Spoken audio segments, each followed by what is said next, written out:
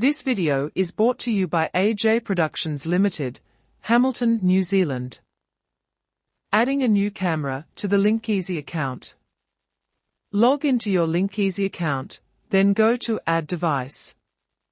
The camera that we will be adding here is the UOVision Select 34G LTE model. Give the camera a name. You can only have up to 8 letters or numbers. Next is the serial number, which is located on the outside of the packing box the camera can in, or when you open the camera door, that number is located on the inside. Add the serial number, which has 15 digits. Please note, when doing this on a mobile phone via the LinckEazi app, you have the option to use your camera phone to scan the number, which will add the number automatically. Next, add the camera's IMEI ID number.